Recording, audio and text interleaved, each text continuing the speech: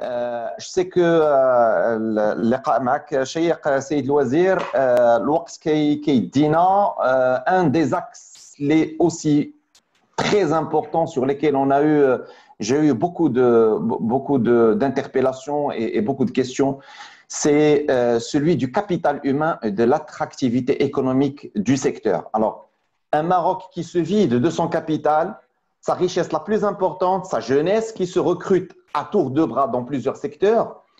Mais dans le digital, l'hémorragie bat son plein. Quand ce ne sont pas des cabinets de recrutement, c'est des loisirs qui remplissent les avions, ce sont des rendez-vous donnés dans les grands palaces casablancais et donc et qui poussent ces jeunes à signer des contrats sur table avec un tapis rouge pour tout ce qui est démarches administratives du visa qui sont octroyées dans la semaine. Alors, en tant que président de l'OSIM, nous déclarons que ce fléau touche notre excellence opérationnelle, notre développement et notre croissance. Et cela nous coûte quelques points du PIB, Saïd Louazir. Que pouvez-vous nous dire, Saïd Louazir, sur ce volet de fuite des cerveaux et de notre capital le plus précieux dans notre pays? Merci. C'est une question très importante. Mais vous permettez, j'ai quelques éléments concernant les égos, quelques messages avant de passer au capital humain. La première est un élément qu'on doit éviter. Je l'ai dit, je le répète, et c'est ma conviction. Le ego, les solutions technologiques de l'information, ce n'est pas des solutions logistiques informatiques. Nous avons mis des milliards dans tout ce qui est serveur, tout ce qui est PC, tout ce qui est, disons, matériel, tout ce qui est équipement, tout ce qui est réseau, mais je peux le dire, hein, c'est la réussite, on n'a pas atteint les résultats escomptés. Moi, je crois qu'on a intérêt à revoir notre façon de faire. Nous avons besoin d'avoir un réseau administratif unifié. Nous avons besoin d'avoir des data centers. À mon avis, on pourra avoir un seul data center pour toute l'administration. Peut-être qu'on peut avoir 2, 3, au lieu d'avoir chaque data center au niveau de chaque administration. Et on a besoin d'acheter, on a besoin de maintenir, on a besoin de mettre en place des ressources humaines, ainsi de suite. Moi, je crois qu'on doit éviter ça. On a besoin de créer un centre de ressources. Ça a été parmi les propositions qu'on avait faites lorsqu'on avait élaboré la stratégie EGO, c'est de créer un centre de ressources qui permettra d'accompagner les différents ministères. Et ça peut être au sein des ministères qui est avant-gardiste. Par exemple, le ministère des Finances pourra abriter ce centre de ressources, comme peut être le ministère de l'Intérieur, peu importe, l'essentiel qu'on aura un data center. Ça peut être au niveau de l'agence de développement digital, d'avoir un data center qui permettra d'accompagner les petites structures, les structures moyennes, qui n'ont pas les moyens comme les grands ministères et qui permettra même de collecter les différentes expériences, de les partager. Troisième élément ou quatrième élément, c'est d'éviter de mettre beaucoup d'argent dans tout ce qui est applications transverses et qui sont communes. On a besoin, et ça doit être par décision et d'une manière dirigiste. Je m'excuse, je veux dire, on ne doit pas permettre au ministère de continuer à développer gestion des ressources humaines, gestion du patrimoine, gestion de la comptabilité, gestion du parc. Moi, je crois que ce sont des applications qui sont horizontales et qui peuvent être dans ce centre de ressources et qui peuvent être partagées. On a quelques expériences réussies, le GID, tout ce qui est dépenses, maintenant tout ce qui est recettes, je crois au niveau de la gestion patrimoine. Pourquoi? Pour qu'on puisse, l'argent qu'on a, le budget qu'on a, qu'il soit orienté, et voilà ce que je veux dire, orienté vers ce qu'on appelle les applications métiers. Et c'est des applications métiers au service du citoyen, du contribuable. Des applications interactives, métiers. On avait une belle expérience au sein du ministère de l'Industrie lorsqu'on avait développé qui produit quoi. Et à l'époque, hein, c'était sur la base de la plateforme, la première plateforme Oracle, on avait développé une plateforme qui produit quoi, qui permettra de donner de la visibilité sur l'industrie nationale et qui permettra de donner un système dynamique, interactif, multicritère, qui permettra, comme j'ai dit, de consulter la base de données et la dynamique industrielle à l'échelle nationale. Je crois que là, il faut que les applications métiers priment, comme je viens de dire, et qui nous permettent de développer ces applications métiers au sein de chaque administration, au sein de chaque boîte, et par la suite exiger un partenaire public-privé, ce que je viens de citer sur l'écosystème, public-privé pour qu'on puisse packager ces applications et d'en faire vraiment un marché, que ce soit pour le national et pour l'international. Un élément qui me paraît très important dans tout ce qui est eGov, et on aura beaucoup de développement dans les années à venir, c'est ce que j'appelle le référentiel de l'administration eGov. Je m'explique. Chaque ministère a sa base de données entreprise. Chaque ministère a sa base de données citoyen. Chaque ministère a sa base de données foncier. Chaque ministère a sa base de données son système géographique. Ça n'a pas de sens. Il y a ce qu'on appelle le référentiel commun. L'entreprise, elle doit être codifiée, identifiée d'une manière unique quelque part au sein du ministère de l'Industrie ou au sein du ministère des Finances et que tout le monde y accède. Et comme ça, lorsque je clique sur l'entreprise, on a toutes les informations qui la concernent. Si on a besoin de quelques informations d'une manière ou d'une autre sur sa fiscalité, entre parenthèses, ou sa vie sociale, ou je ne sais pas quoi, on aura la même information et comme ça, on aura la même analyse sans qu'on ait des duplications de référentiels et par la suite, on n'aura pas cette interopérabilité entre les systèmes. Moi, je crois que c'est des choses, et on a besoin d'avoir ça.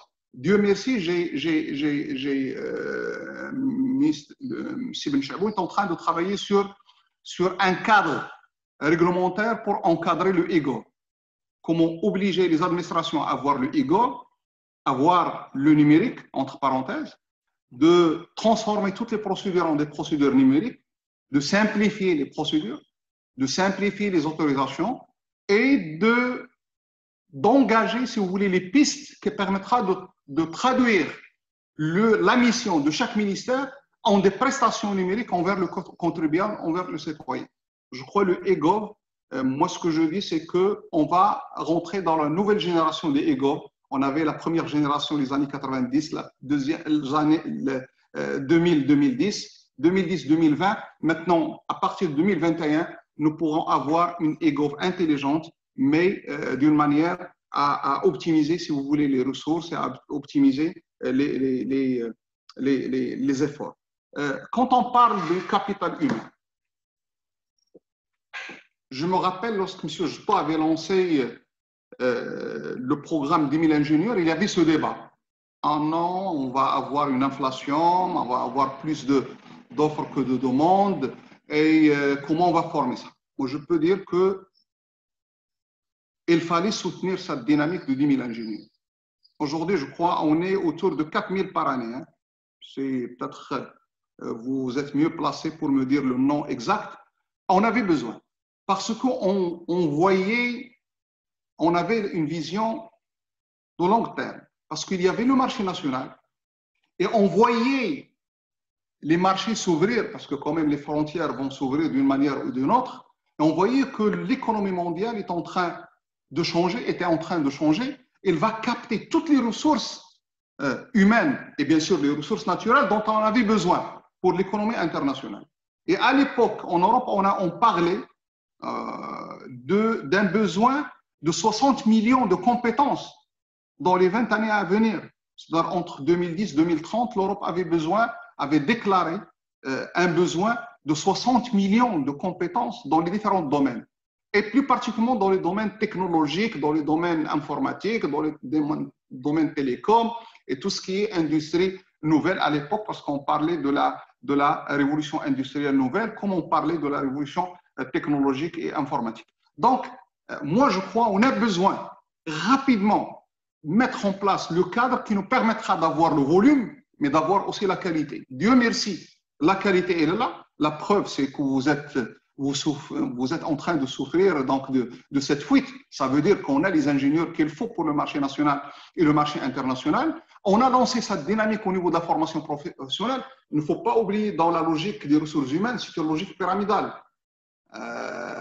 Il faut que la base, les compétences moyennes, disons autour du bac, parfois même bac moins quelque chose, les codeurs aujourd'hui, ils peuvent ne pas avoir le bac. Vous êtes mieux placé que moi. Aujourd'hui, les codeurs, il y a des gens qui n'ont pas le bac. Il y a des dizaines de milliers de personnes à l'échelle mondiale qui n'ont pas le bac, qui sont en train de développer les applications les plus intelligentes à l'échelle mondiale. Donc, il y a la base, il y a les profils, si vous voulez, ingénieur, licence et après ingénieur master. Et après, on a les grands experts qui font, si vous voulez, le sommet de la pyramide. Donc, il faut continuer dans cette logique et planifier la formation pour qu'on puisse répondre, comme j'ai dit, au marché national et au marché international. Deuxième élément, c'est là, il faut travailler sur la conversion des diplômés qui sont là. Et on avait ce projet, ça fait je crois, une dizaine d'années, une proposition de faire la conversion. Et moi-même, j'avais participé à une commission qui avait travaillé sur la conversion informatique des diplômés. On avait des licenciés en tout ce qui est sciences, on avait même des licenciés dans d'autres branches et qui peut, parce qu'aujourd'hui, quelqu'un qui fait tout ce qui est contenu n'a pas besoin d'être physicien ou chimiste ou même biologiste. Il peut être même dans les lettres mondiales, lettres modernes, il peut être dans la géographie, il peut être dans... Parce que le contenu, c'est quelque chose de... C'est des gens qui développent le contenu. Il y a des gens qui développent le contenu, ce sont les grands experts informaticiens, mais on a les gens qui développent le contenu, on pourra avoir donc ces compétences avec les compétences techniques. Et on avait proposé la transformation de milliers par année, de milliers de diplômés pour qu'ils soient transformés, pour qu'ils soient convertis en technologie de l'information. Donc, il y a la formation pyramidale, il faut donner le volume avec la qualité, dans tout ce qui est domaine spécifique aux technologies de l'information spécialité, mais on avait besoin de cette conversion pour répondre à un besoin. Et aujourd'hui, c'est clair, tous les domaines demandent des compétences minimales en matière de technologie de l'information. Et on avait parlé des médias qui avaient besoin des compétences. On avait parlé de l'activité sociale, toutes les activités sociales. Tous les domaines sociaux avaient besoin des compétences. On parlait même dans le domaine qui paraît très, très loin des technologies de l'information, le domaine religieux. On avait besoin des gens qui ont besoin de collecter les informations, de collecter les innovations en la matière, de collecter les traductions, énormément de choses, même dans le domaine religieux. Donc, tous les domaines ont besoin des compétences en matière de technologie de l'information, que ce soit pour le contenu ou pour le contenant. Donc, je crois que c'est un axe à ne pas oublier. Troisième élément qui me paraît très important, il faut préparer la génération dès le jeune âge. Il ne faut pas attendre à ce que les gens aient une logique sur l'informatique disons, juste avant le baccalauréat. Moi, je crois qu'il faut dès maintenant, dès le jeune âge, même dans le préscolaire, il faut introduire les technologies de l'information. Il faut qu'on trouve le moyen. Le fameux programme Génie, l'objectif était de préparer les futures générations à s'en approprier. Moi, je crois que maintenant, on en a besoin parce qu'on peut avoir dès le départ des compétences dans le domaine des technologies de l'information avant même d'atteindre, si vous voulez, le niveau de baccalauréat. Comme on le fait aujourd'hui dans certains domaines techniques, parce que vous savez qu'aujourd'hui, on peut avoir des orientations scientifiques, littéraires et technologiques, même à partir de la première année du baccalauréat. Donc, moi, je crois, si on prépare les enfants dès le jeune âge, on peut préparer les intelligents de demain, les smart personnes de demain, qui vont développer davantage cette société de l'information et qui vont permettre même de faire face, entre parenthèses, aux aléas, aux impacts négatifs des technologies de l'information. Il faut les préparer dès maintenant. À côté de ça, moi, je crois qu'il y a un marché à ne pas oublier de formation et de formation dans le domaine des technologies de l'information. Je crois qu'on peut créer les meilleures plateformes pour faire venir les jeunes des pays frères et amis africains chez nous pour qu'ils soient formés. Donc, je crois qu'il faut encourager l'investissement dans la formation des technologies de l'information. Il faut encourager. Comment encourager? Aujourd'hui, qu'est-ce qu'on fait lorsque je veux quelqu'un qui veut créer une école dans un domaine quelconque qui est prioritaire? Vous voyez que je suis très franc, même si je suis ministre, je suis en train de me critiquer. Ça n'a pas de sens qu'on laisse les gens, comme on fait les zones industrielles, comme on prépare le foncier pour l'investissement dans l'agriculture, comme on prépare les plateformes, le foncier pour l'investissement dans le domaine du tourisme, Il faut préparer aussi le foncier et les plateformes pour l'investissement dans tout ce qui est formation. Moi, j'aimerais bien, dans chaque ville, qu'on ait des hectares avec des prix abordables, peut-être avec des locations, hein, pour que les gens créent des instituts de formation, et on peut avoir même des instituts franchisés. Moi, je crois qu'il faut encourager l'investissement dans la formation, et formation dont on a besoin pour le marché national, le marché international et le marché africain. Je sais, je donne quelques idées. Dans le domaine du numérique, l'Afrique a besoin à peu près, disons, en 3 ans, il a besoin à peu près de 200 à 300 000 personnes dans le domaine des technologies de l'information. Vous pouvez me corriger. Dans le domaine les pilotes aériens, l'Afrique a besoin à peu près de 9 000 à 10 000 pilotes. Alors, aucune plateforme de formation, même si on rassemble toutes les plateformes, on ne peut pas former en 5 ans 9 000 à 10 000. Donc, il est temps d'encourager l'investissement dans la formation aéronautique. Dans le domaine du transport de la logistique, on avait fait à l'époque une étude, ça fait 3 ans, le Maroc avait besoin de 100 000 compétences dans tout ce qui est transport et logistique, en ajoutant l'ingrédient numérique. Parce qu'aujourd'hui, les engins sont numérisés, les plateformes de contrôle de traçabilité, c'est des plateformes intelligentes. Et l'Afrique avait besoin, à l'époque, c'est une étude qui a été faite par l'Union africaine, c'est à peu près d'1 million jusqu'à 2 millions de compétences dans tout ce qui est logistique, transport, avec la digitalisation. Donc, je crois qu'il est temps d'encourager l'investissement dans le domaine de la formation et surtout les domaines qui sont demandés par l'économie internationale. Un dernier point sur le capital humain. Madame Louafi est en train de travailler sur ça. On avait quelques initiatives par le passé. Je crois qu'il faut trouver le moyen pour qu'on puisse avoir quelque chose de cette diaspora intelligente à l'échelle marocaine qui aujourd'hui est en train de s'imposer à l'échelle mondiale. Je sais qu'ils sont dans les grandes sphères de compétences, ils sont dans les grandes boîtes, ils sont dans les grands centres de recherche. D'après mes informations, on a, je crois, dépassé les 500 000 Marocains. On a dépassé le nombre de 500 000 Marocains qui ont Bac plus 6. Bac plus 6. Il faut trouver le moyen de capitaliser sur ça. Premièrement, on en a besoin pour faire venir des investissements.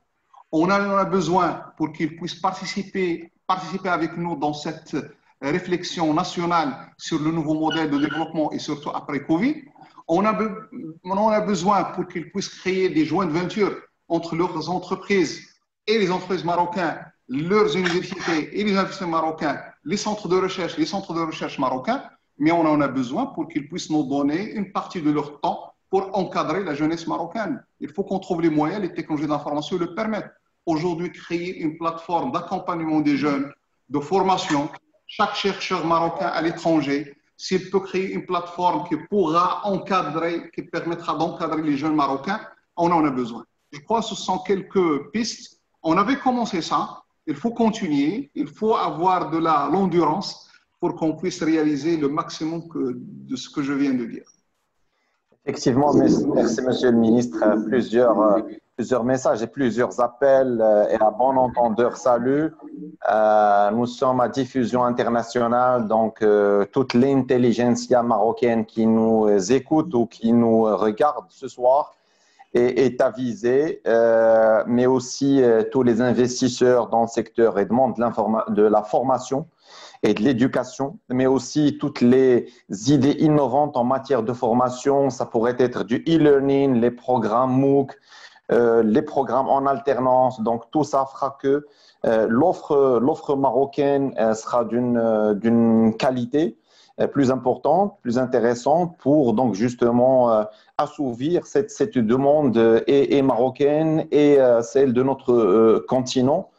Et pourquoi pas ceux qui veulent respirer un peu d'air à la Silicon Valley et nous revenir avec une grande expertise et de grandes compétences, pourquoi pas.